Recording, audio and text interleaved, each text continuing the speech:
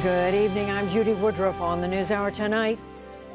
It's been a year of challenges, but it's also been a year of enormous progress. President Biden defends his administration's track record amid worsening approval ratings and a host of setbacks 1 year after his inauguration. Then, ballot battle. The Democrats' push for voting rights legislation faces stiff opposition in the evenly divided U.S. Senate. Then, on edge, the Secretary of State reassures Ukraine of U.S. support, but warns Russia could launch an attack at any moment. All that and more on tonight's PBS NewsHour.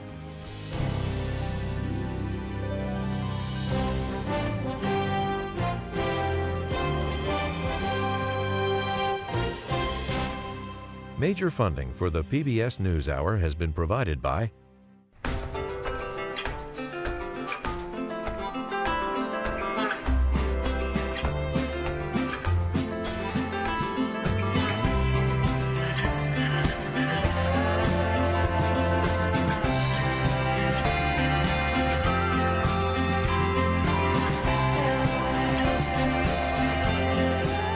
moving our economy for 160 years.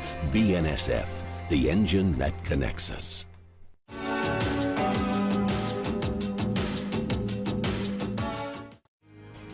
Consumer Cellular, Johnson & Johnson, financial services firm Raymond James, supporting social entrepreneurs and their solutions to the world's most pressing problems. SkollFoundation.org. the Lemelson Foundation, committed to improving lives through invention in the U.S. and developing countries. On the web at lemelson.org. Supported by the John D. and Catherine T. MacArthur Foundation, committed to building a more just, verdant, and peaceful world. More information at macfound.org. And with the ongoing support of these institutions.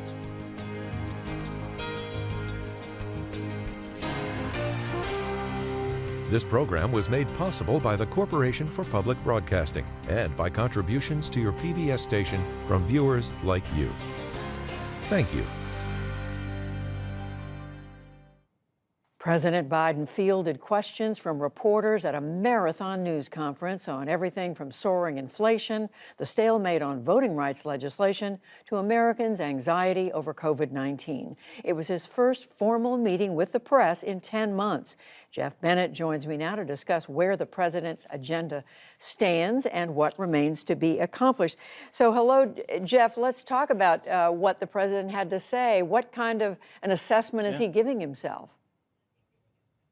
Well, the president, Judy, in talking about the past year, said that it has been one of challenges, but as he put it, one of enormous progress. The president citing the pace of COVID vaccinations, rising wages, also an uptick in job growth. But he said in assessing his setbacks, the administration's setbacks of his first year in office, that he failed to fully grasp the level of Republican pushback that he would encounter. Take a look at this. I did not anticipate that there'd be such a stalwart effort to make sure that the most important thing was that President Biden didn't get anything done. Think about this. What are Republicans for? What are they for? Name me one thing they're for. And so the problem here is that I think what I have to do in the change in tactic, if you will, I have to make clear to the American people what we are for. We've passed a lot. We passed a lot of things that people don't even understand what's all that's in it, understandably.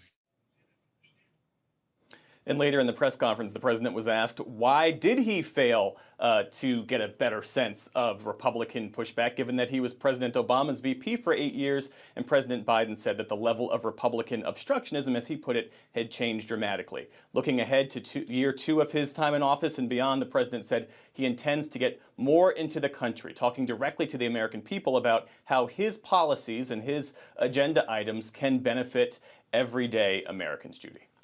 And Jeff, we saw the president was also asked about the fate of voting rights legislation, which is being debated in the Senate this evening. What did he say about seeing any path forward there? Well, he seemed to suggest that Democrats might be able to carve a path forward by breaking out elements of the John Lewis Voting Rights Act and the Freedom to Vote Act into individual standalone bills. For instance, making Election Day a national holiday, just having senators vote on that specific thing. Same thing with same-day voter registration, and seeing if they have any success by breaking parts of those bills out and passing them separately. That remains to be seen. But the president was also asked that, in the absence of significant voting rights legislation, can the American people feel that elections in this country will continue to be free and fair? Here's his response. It all depends on whether or not we're able to make the case to the American people that some of this is being set up to try to alter the outcome of the election. And the president also nodded to what is, at this point, a very, very early effort among a bipartisan group of lawmakers to rewrite the Electoral Reform Act. The president suggested that they might have some success there as well, Judy. And Jeff, we know the president was also talking about the economy. He said that he has created, under his leadership, 6 million new jobs in America, but he also said he knows that inflation is something he needs to get under control. What did he say about how he plans to do that?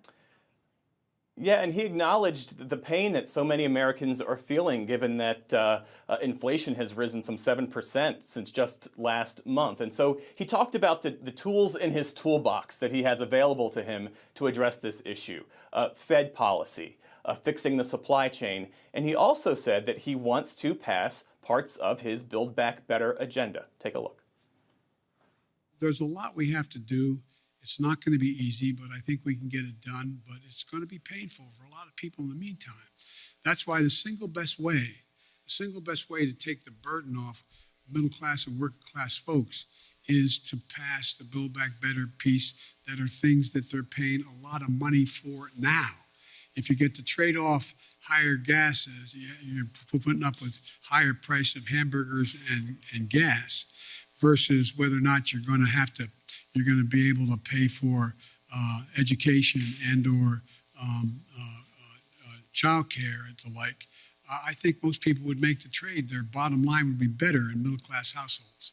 But it's going to be hard, and it's going to take a lot of work. And the president also made some news today in that press conference. He suggested that a path forward for the Build Back Better agenda is to also break that down into specific standalone bills and trying to pass those as standalone elements. Universal pre-K, free community college, all of those agenda items that, as he sees it, would expand the social safety net, Judy. Well, Jeff, this was, as we said, a marathon press conference. It went on almost 2 hours. I think we're going to be dissecting what he had to say well into tomorrow. I think that's the case, and we'll certainly see. The thing that I'm particularly interested in seeing is the way that the president and this White House generally changes their messaging strategy, how they intend to really brag about all the things that they see that they've accomplished in this past year. The president really tried to reframe the work that he and so many of the White House officials and cabinet officials have done, not just on COVID, but on the economy, and really changing the economy generally, as they so often say, this White House, to make the economy work for working people. Judy. All right, Jeff Bennett reporting on this news conference today. Thanks very much. Sure.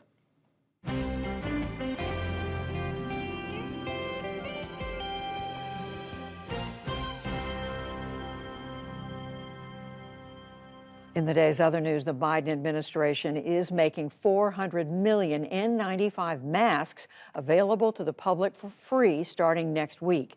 Today's announcement said they will be available at pharmacies and at community health centers. And New Mexico became the first state to ask National Guard troops to serve as substitute teachers in order to keep schools open. U.S. Supreme Court Justices Sonia Sotomayor and Neil Gorsuch are denying a reported rift over wearing a mask. Today, in a rare statement, they said, quote, "It is false. While we may sometimes disagree about the law, we are warm colleagues and friends." The justices specifically denied that Sotomayor, who's a diabetic, asked Gorsuch to mask up. NPR had reported that she joined oral arguments remotely because Gorsuch was not masked. It did not say that she asked him to wear one. NPR said today that it stands by its story. Democrats in the U.S. Senate pushed again this evening for voting rights legislation, but Republicans moved again to block it. Democrats claim new state voting laws smack of Jim Crow segregation. Two black senators, South Carolina Republican Tim Scott and New Jersey Democrat Cory Booker, clashed on that point. To have a conversation in a narrative that is blatantly false is offensive, not just to me or Southern Americans, but offensive to millions of Americans who fought, bled, and died for the right to vote. So if we're going to have an honest conversation about the right to vote, let's engage in that based on the facts of the laws that are being passed. Don't lecture me about Jim Crow. I know this is not 1965. That's what makes me so outraged.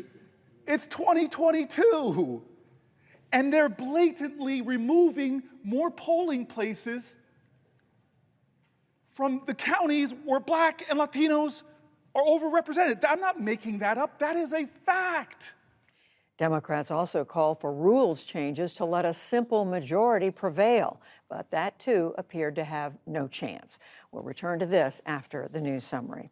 In Afghanistan, the Taliban urged foreign governments to recognize their regime and to loosen restrictions on economic aid. The appeal came today at an economic conference in Kabul. Meanwhile, a UN labor organization reported more than 500,000 Afghans have lost their jobs since the Taliban took control. An Islamic militant in Indonesia was convicted today of hiding information about the 2002 Bali bombings. Arif Sunarso had eluded capture for 18 years before he was caught in late 2020. Prosecutors said that he belonged to a group blamed for bombing 2 Bali night spots. The attacks killed 202 people, most of them foreign tourists.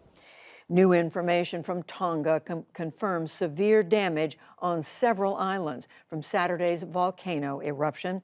A ship reached parts of the Pacific nation and reports 50-foot tsunami waves wiped out nearly every home on 3 islands.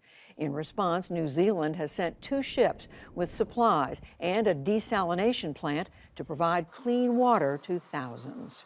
For the people of Tonga, we're heading their way now. With a whole lot of water. The ship can currently holds over 250,000 litres of water, and we'll be able to provide that once we arrive. And then every day thereafter, we're going to be producing another 70,000 litres of water. The ships will reach Tonga by Friday. Back in this country, New York State's Attorney General has laid out evidence that the Trump Organization exaggerated assets to win loans and tax breaks. That's in a court filing aimed at forcing compliance with subpoenas. It says in one case, the company claimed that the Trump penthouse in New York was nearly 3 times its actual size. The Trump Organization rejected the allegations. Also today, the U.S. Supreme Court has rejected former President Trump's request to block release of White House documents sought by the House January 6th committee. On Wall Street today, interest jitter sent major stock indexes down again by 1% or more. The Dow Jones Industrial Average lost 339 points to close at 35,028. The Nasdaq fell 167 points. The S&P 500 dropped 44. And women's basketball pioneer Lucia Harris has died in her native Mississippi. In 1977, she became the only woman ever officially drafted by the NBA. She declined because she was pregnant. In college, Harris led Delta State to 3 national championships. In 1976, she scored the first points in women's Olympic basketball. Lucia Harris was 66 years old. Still to come on the NewsHour, the University of Michigan reaches a major sexual abuse settlement with more than 1,000 former athletes. Why airlines are warning 5G technology could cause havoc at airports. The life and the legacy of the late fashion journalist Andre Leon Talley, plus much more.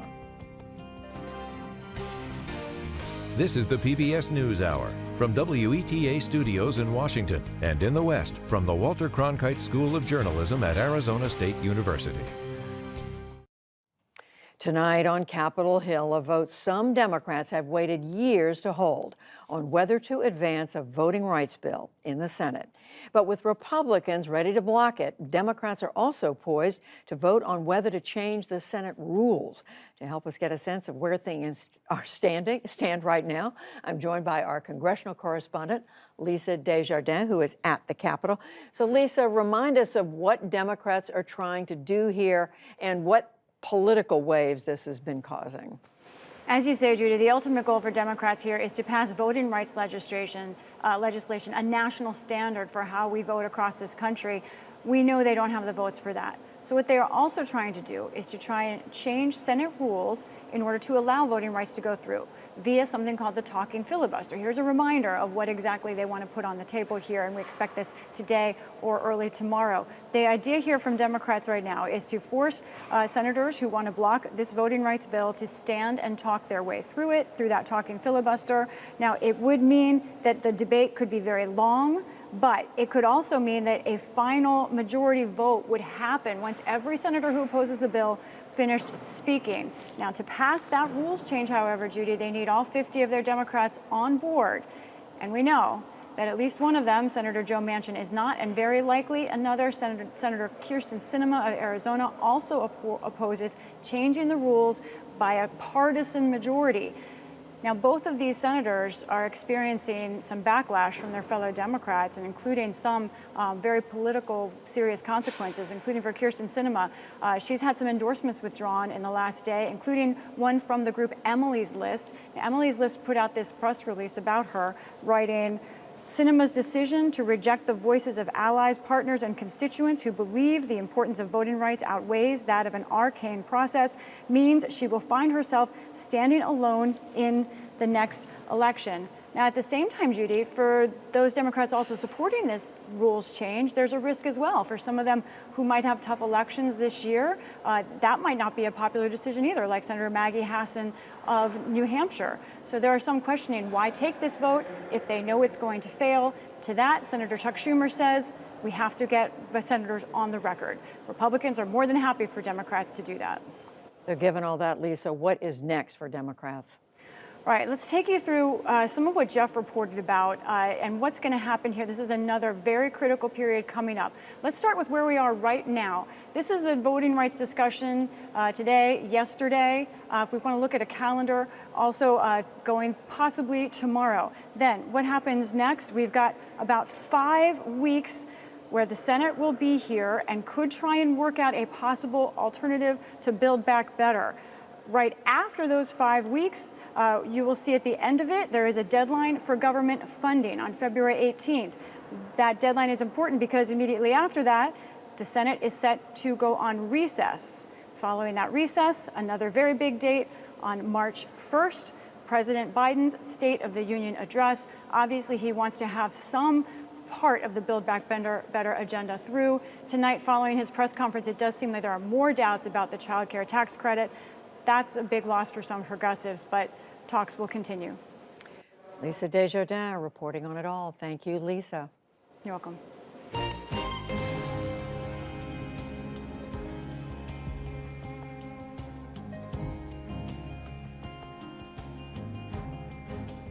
Secretary of State Antony Blinken was in Ukraine today to meet with its president and high command, as more than 100,000 Russian troops remain deployed on Ukraine's borders. In a moment, I'll speak with 2 U.S. senators who are just back from Ukraine to get their views. But first, Nick Schifrin brings us up to speed.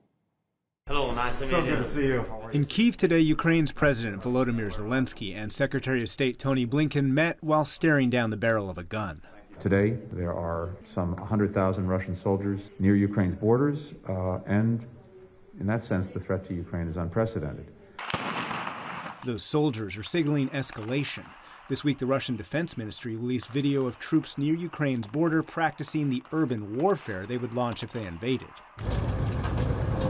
And now Russian tanks and Russian troops are arriving in Belarus to pomp and circumstance.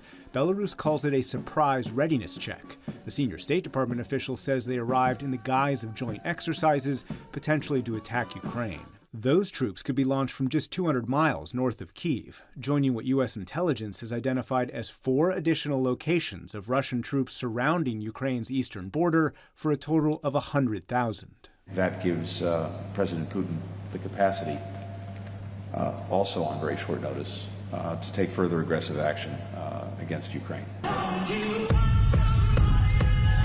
Ukraine's not feeling much love, but its military released a slick video granting Russia no grace to a Jefferson Airplane soundtrack. It shows off U.S.-made Javelin anti-tank missiles that senior U.S. officials say are now deployed to key transit points. A senior State Department official today said the U.S. would provide an additional $200 million of military assistance on top of $450 million provided last fiscal year and ongoing U.S. training of Ukrainian forces. But today on Capitol Hill, Republicans urged the Biden administration to send Ukraine more military aid and sanction Russia today. Putin doesn't take this president, they don't take his threats, and they certainly don't take his leadership seriously. This afternoon, President Biden said the extent of Western sanctions would depend on Russian actions. Russia will be held accountable if it invades, and it depends on what it does. It's one thing if it's a minor incursion and then we end up having a fight about what to do and not do if they continue to use cyber efforts. Well, we can respond the same way with cyber. But while the enemy's at the gate, some Ukrainian guns are pointed inward. Former president and current opposition candidate Petro Poroshenko rallied supporters in Kyiv. The sitting government accuses him of treason and funding terrorism, accusations the West believes are politically motivated. Blinken today urged unity. That leaders inside and outside Ukraine's government have to put aside their differences in favor of the shared national interest and work together to prepare for what could be difficult days. But Zelensky suggested the U.S. didn't know what it was talking about. Your intelligence is excellent, but you are far overseas, and we are here. And I think we know some things a little bit deeper about our state. Meanwhile, in Russia today, Deputy Foreign Minister Sergei Ryabkov told a forum that Moscow posed no threat. We will not attack, strike, invade, quote unquote, whatever, Ukraine. On Friday, Blinken will meet with Russian Foreign Minister Sergei Lavrov, hoping to forestall an invasion that, despite Russian claims, many fear is inevitable. For the PBS NewsHour, I'm Nick Schifrin. Secretary Blinken's trip comes just days after a bipartisan congressional delegation went to Kyiv. Their goal was to show American solidarity with President Zelensky, even though U.S. lawmakers disagree on the best strategy for combating President Putin. The leaders of that delegation were Democratic Senator Jeanne Shaheen of New Hampshire and Republican Rob Portman of Ohio. And I spoke with him this afternoon just as President Biden's news conference was starting. Senator Shaheen, Senator Portman, thank you both very much for joining us. Senator Shaheen, to you first. To Americans who are right now preoccupied with COVID and a number of other things here at home, explain to them why it should matter to them whether Russian troops go into Ukraine. Well, we don't want to see a reprisal of the Cold War, and unfortunately, that's what we've begun to see with Vladimir Putin. And the fact is, if he does invade Ukraine, it would be the worst conflict on Europe since World War II. That's not good for our allies, and it's not good for America. We want to see Ukrainians, like Americans and other democracies, have the opportunity to determine their own futures.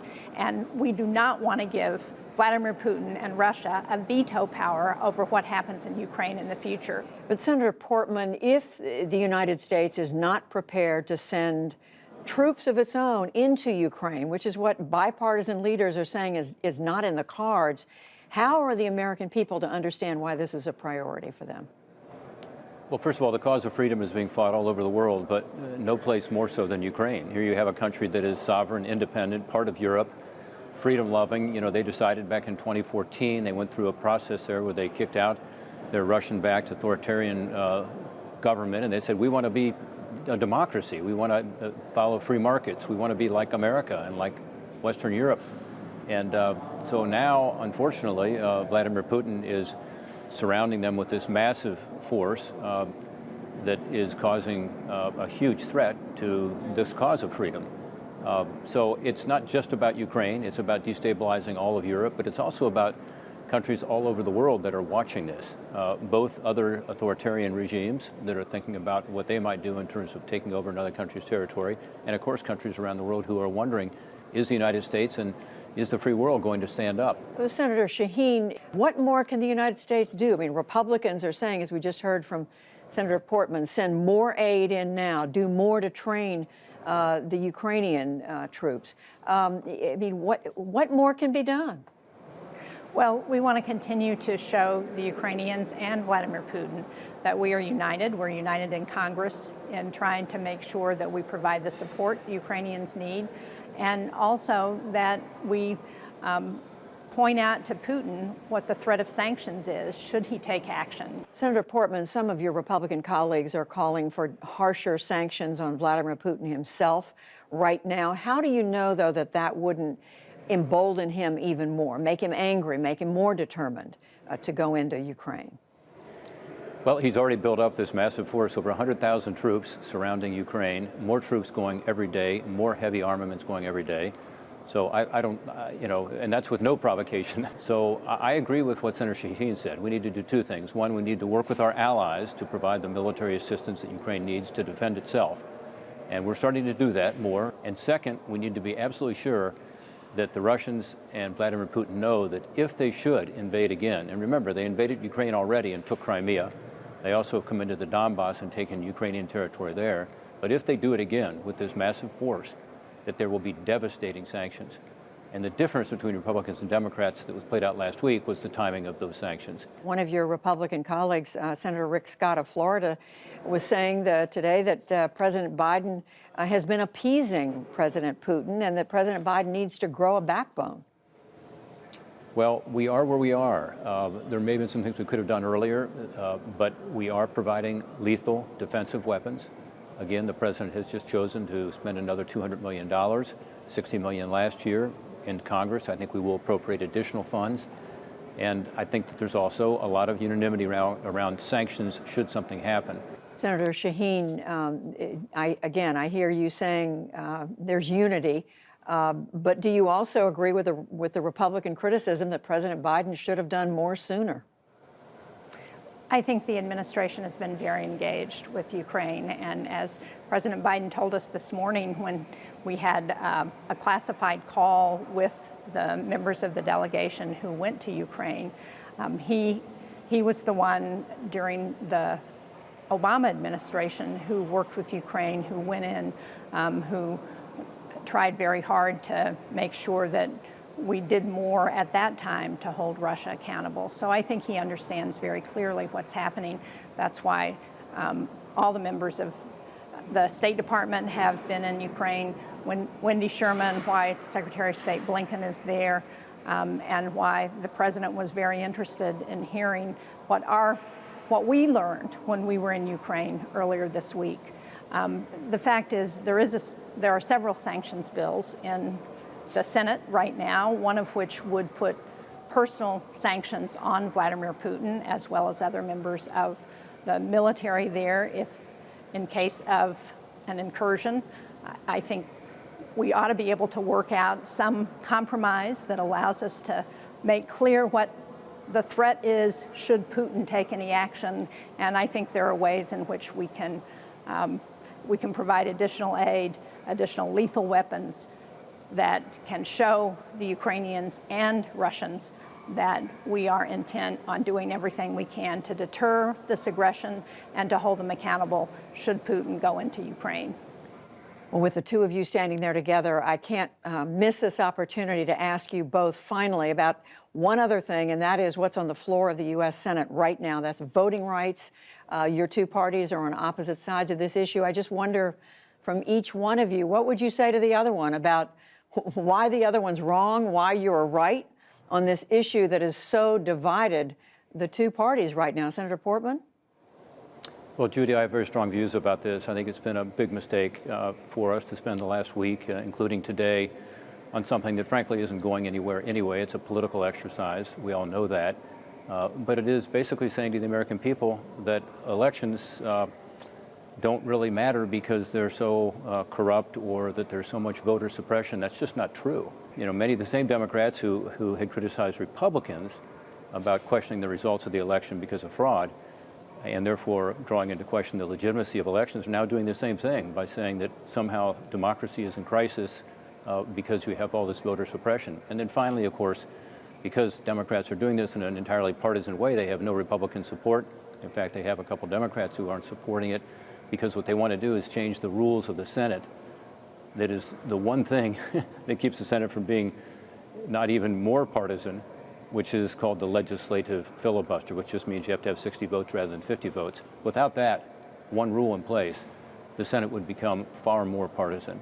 Senator Shaheen, you hear Senator Portman saying this was the wrong way to do it. It's partisan, it's wrong-headed, it's hurting the country. What do you say? Well, I think we could all agree that the elections in 2020 were record turnout. Even Donald Trump's own head of elections and Homeland Security said they were the safest, securest elections in history. And that's where the differences lie, because what we've seen and in 19 states, over 30 states that are considering changing their election laws in response to the big lie that Donald Trump actually won that last election, is what the issue is. In New Hampshire, I'm very worried about our Republican-controlled legislature that is unwinding many of the reforms in election laws that have taken place over the last 2 to 3 decades. They're trying to prevent young people from voting. That has been struck down once already in the Supreme Court in New Hampshire, and they're trying again. They're gerrymandering congressional districts in the state, as well as state Senate districts. So this is really, I agree with Senator Portman that we ought to be able to work together. But unfortunately, in an effort to try and address what's happening in states across the country to restrict voting, there has been real reluctance on the part of our Republican colleagues to work with us. Lisa Murkowski has signed on to the John Lewis Voting Rights Act, but she's the only Republican who's been willing to do that. Well, we couldn't leave the two of you without asking you about it, and it's a reminder that yes, there are issues that two parties work together on, but this is one where you remain profoundly apart. We cannot thank you enough. Senator Jeanne Shaheen of New Hampshire, Senator Rob Portman of Ohio, thank you very much. Thanks, Judy. Thank you.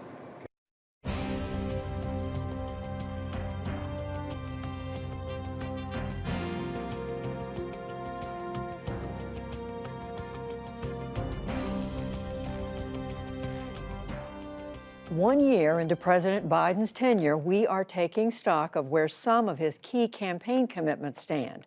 Even before taking office, Mr. Biden called climate change an existential crisis, and he promised to take historic action. Amna Nawaz joins me now to look at what he has done so far. Hello, Amna. So we know this is a huge issue. Tell us how he's delivering on it. That's right, Judy. It's a massive issue. Climate change is clearly now a climate crisis. So to better assess how President Biden has done in year one to address it, we're going to take a look at 4 key commitments that he made. And here they are. Number 1, he has promised to develop a clean energy economy, also to build more resilient communities, to reestablish America's global leadership on this issue, and to work towards environmental justice. So, Judy, this is not a comprehensive list, but it is illustrative of some of his key commitments. So let's take these one by one, starting with this clean energy economy. How has he done specifically on that? That's right, Judy. Well, it's a massive, ambitious goal, the president's goal of hitting net zero carbon emissions by 2050. And actually, let's take a look back. Here is how he framed it when he was talking about it in July of 2020. We also know that transforming the American electrical sector to produce power without producing carbon pollution and electrifying an increased share of our economy will be the greatest spurring of job creation and economic competitiveness in the 21st century. So, Judy, we know he has taken some action on this front, and particularly with cars. We know transportation is the single largest source of U.S. emissions. But here is specifically what he has done so far. Here's a brief list. He signed in his first week in office an executive order to electrify the entire government vehicle fleet, which is about 650,000 cars. He secured $15 billion in that bipartisan infrastructure package for electric vehicle charging stations and to electrify public transit. And just last month, the administration put into place the most ambitious car mileage standards yet through 2026. But meeting that emissions goal, Judy, a lot of that hinges on this Build Back Better plan moving forward. Why? Well, we put that question to Dr. Leah Stokes. She's a professor of climate policy at UC Santa Barbara. Here's what she said. That bill will make it way more affordable for everyday Americans to buy an electric vehicle. And it will also make sure that those electric vehicles are increasingly built in union shops. With the Build Back Better Act, we will have a fighting chance to cut carbon pollution at the pace and scale that's necessary and tackle the climate crisis. So, of course, Judy, we know that Build Back Better plan has been stalled. Negotiations continue, but experts say without it, it will be very hard for Biden to meet those emissions goals. So moving on, what about the impact of climate change on communities? We know last year was one of the worst ever in terms of climate change affecting and natural disasters. How is the president doing in terms of making communities more resilient? So, Judy, this is actually a rare area of bipartisan cooperation and work moving forward, and that's because the devastation and the damage from all of those frequent extreme weather events is just undeniable. Hurricanes and flash floods and wildfires and so on. And so the president has helped to secure funds to help mitigate some of the worst impacts in communities. When you take a look at that, that came as part of the bipartisan infrastructure bill, $47 billion going to projects like moving highways out of flood zones, grants for wildfire-prone communities, and water storage in drought-affected areas. And then moving on to the third promise, that is recommitting to global leadership on climate. Has he done there? So, Judy, we remember on day one in office, President Biden re-entered that Paris Climate Accord, which, of course, sent a very strong signal. But we should remind people it was on the campaign trail that candidate Biden promised to go even further in terms of trying to lower global emissions and demand some of that change, especially from places like China, which is among one of the global leaders in emissions. Here is how Biden talked about that back in September of 2020. I'll bring us back into the Paris Agreement. I'll put us back in the business of leading the world on climate change. And I'll challenge every other country to up the ante on climate commitments. So, Judy, of course, late last year, the president attended that big climate summit in Glasgow. He slammed the Chinese president for not attending. And then those two countries, U.S. and China, the world's two biggest polluters, did end up signing an agreement that experts say was very big on ambition, but very, very short on specifics. So a mixed record on that front.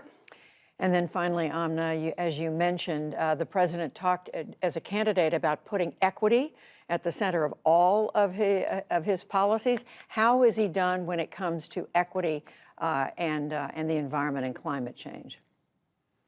Yeah, Judy, and the key part here is studies after study has shown, look, people of color do tend to live and be exposed to higher levels of pollution than any other members of the population. And President Biden has made that a central part of his policies. In fact, in Flint, Michigan, before Election Day, he talked about just that.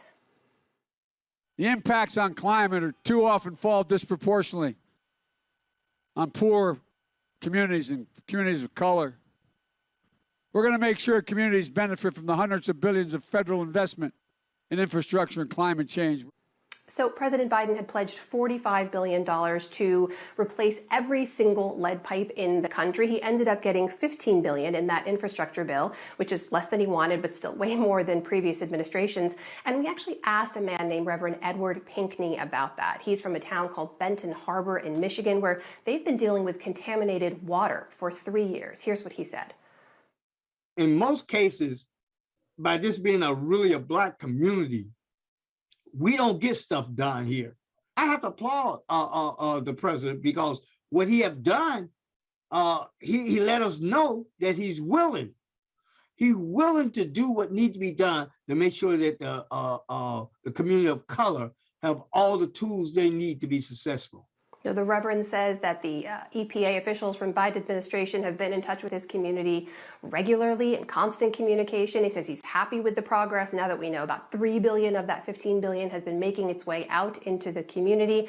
And the Biden administration still says they think they can meet that goal to replace those lead pipes within a decade. So, Judy, those are some specific examples, but big picture, it's going to take a lot for President Biden to see through his climate agenda. He's going to need Congress to move forward on the Build Back Better plan. He's going to need the courts not to get in his way, and he's going to need to do it quickly because Republicans have shown little interest in getting this done if they especially win back control of Congress in the midterms. Judy? So important to go back and look at all of this. It's not in the news every day. Amna Nawaz, thanks very much.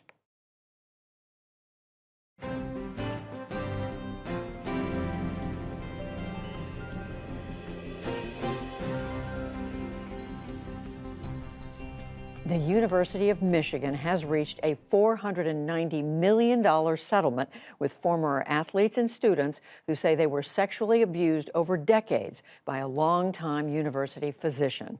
A warning that some may find this report disturbing. John Yang has the story. Judy, Dr. Robert Anderson worked at the University of Michigan for nearly 40 years, beginning in 1966 until he retired in 2003. He died in 2008. Last year, a university-commissioned investigation concluded that Anderson engaged in a pervasive, decades-long destructive pattern of sexual misconduct, and that the trauma that Dr. Anderson's misconduct caused persists to this day. The report also found that the abuse was an open secret among students.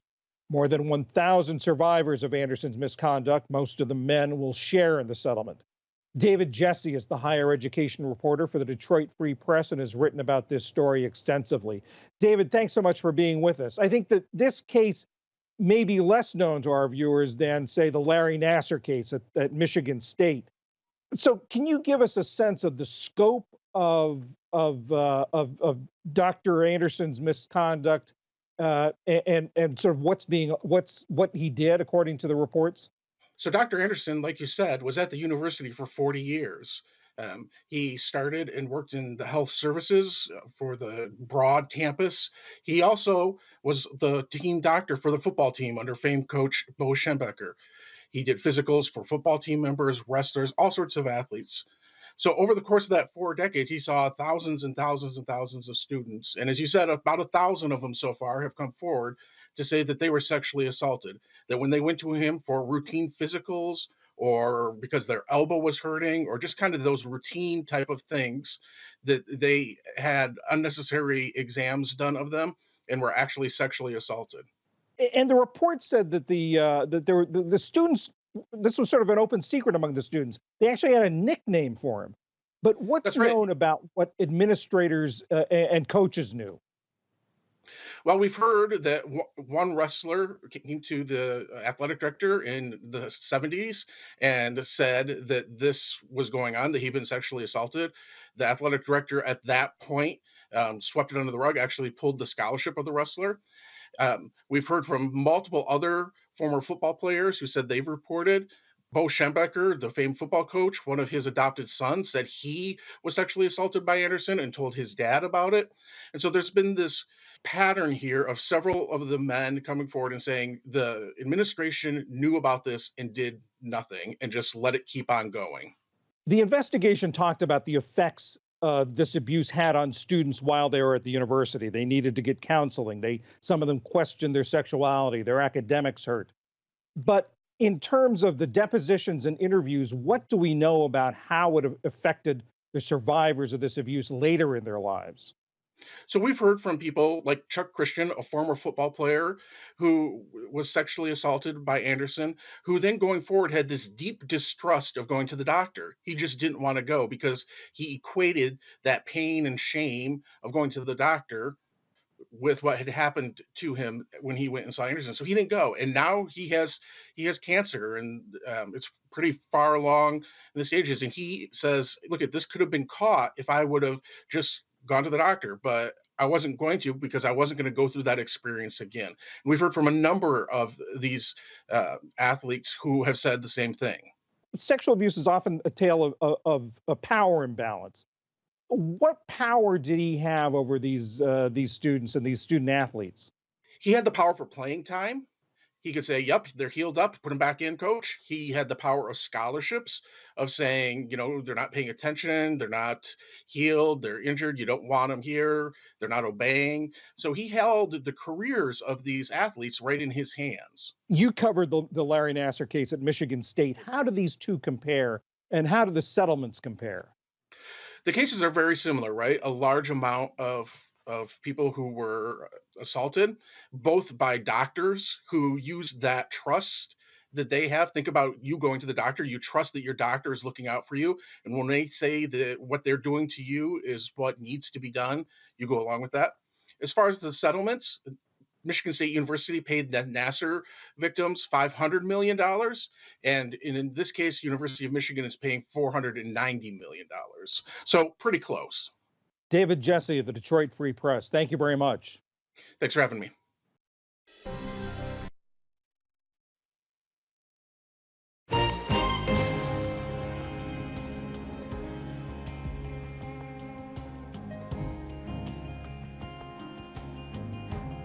Verizon and AT&T are forging ahead with their plan to switch to new high-speed 5G wireless service nationwide, but with an important exception near U.S. airports and runways.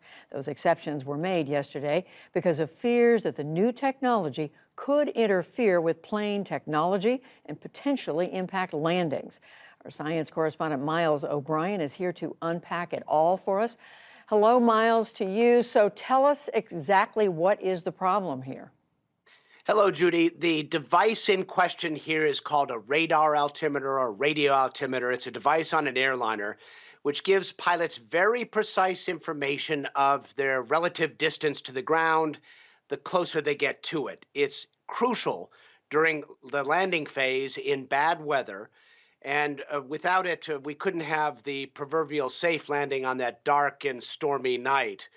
So anytime the aviation industry gets word of something getting close to that piece of the spectrum where this device operates, they get nervous, and that's what led to this fight. And Miles, we know this was supposed to have been resolved some time ago. The two federal agencies involved, the FCC, Federal Communications Commission, and the FAA, of course, the Federal Aviation Authority, are at different places here. What has happened? Why hasn't it been resolved?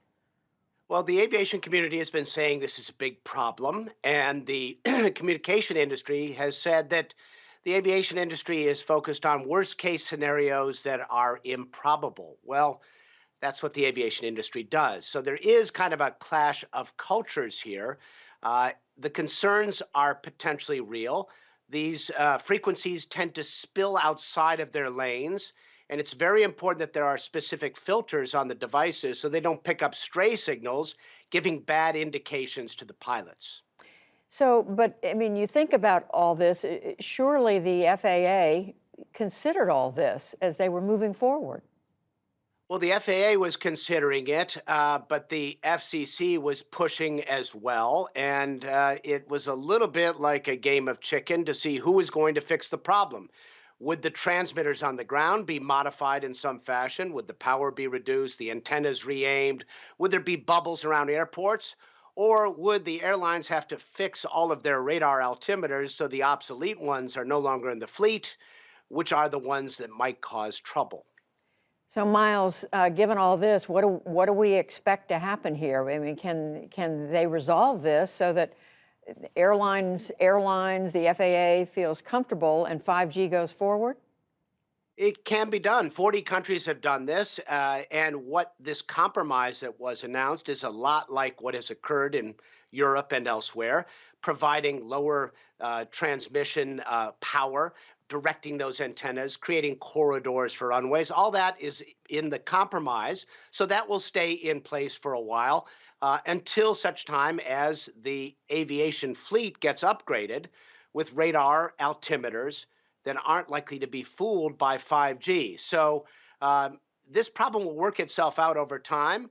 The compromise will probably be here for a while, as it takes a while for this equipment to be retired. Well, it sounds complicated, but I know first and foremost, people who fly on passenger airliners or anybody who gets in a plane wants to be sure they're safe. Absolutely. And that is uppermost here. And obviously, the aviation industry doesn't want to be in a position where something like this causes an accident, particularly in the wake of the problems in the 737 MAX scenario, where the FAA was accused of not being aggressive enough identifying a safety issue. In this case, they're out in front of it, the compromise is in place, and people can feel safe flying for the foreseeable future. Miles O'Brien reporting on all things aviation for us. Thank you, Miles. You're welcome, Judy.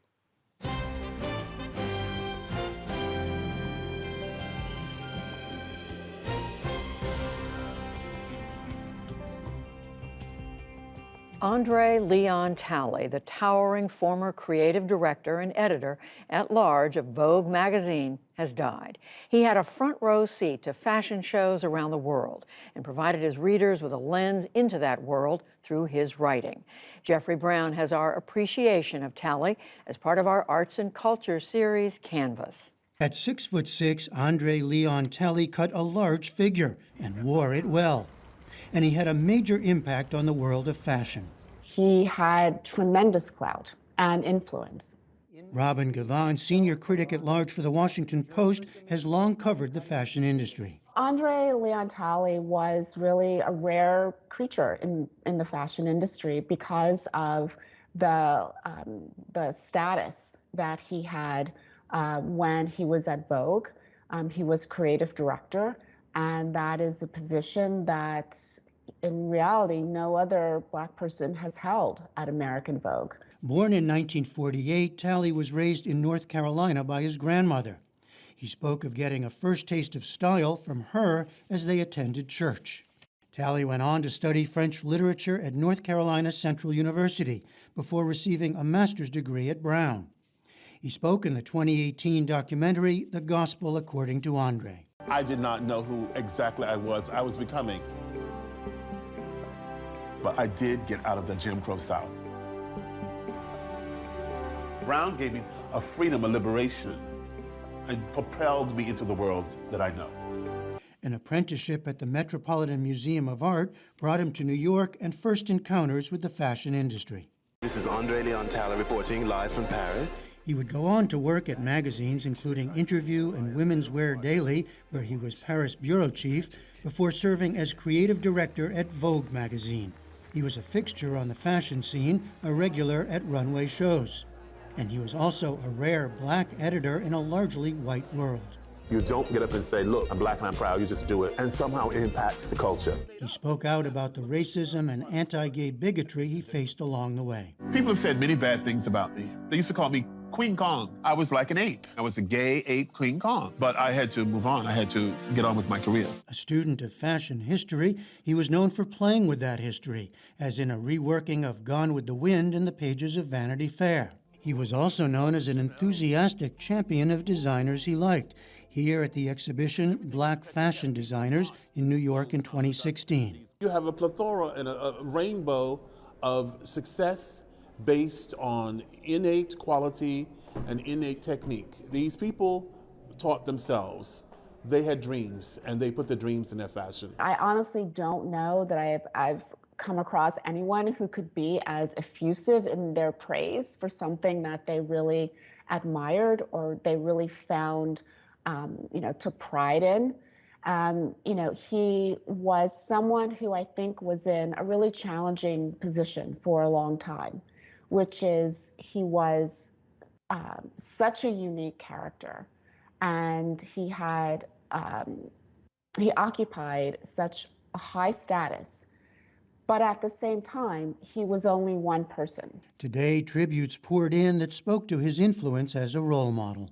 Robin Givhan defines his legacy this way. I think that every time Andre took another step forward, he cleared the path a little bit more. He opened the door a little bit farther so that a few more people could step through.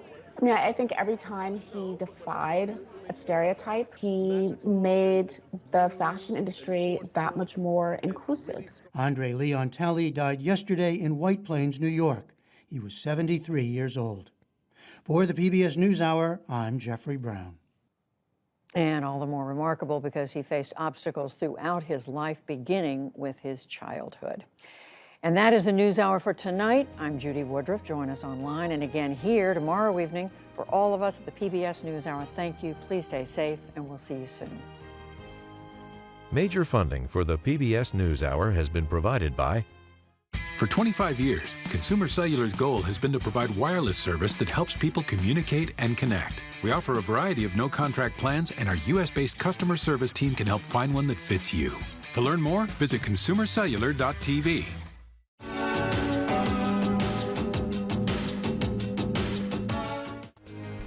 Johnson & Johnson. BNSF Railway. Financial services firm Raymond James. The Ford Foundation, working with visionaries on the front lines of social change worldwide. And with the ongoing support of these individuals and institutions.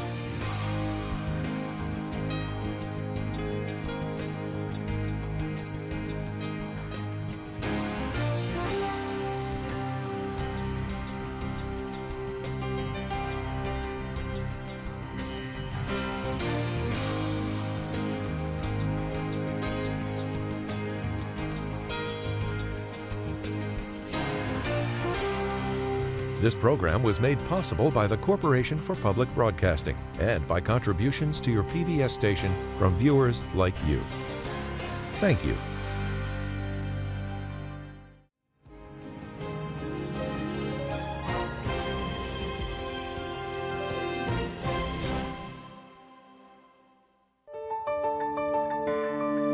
You're watching PBS.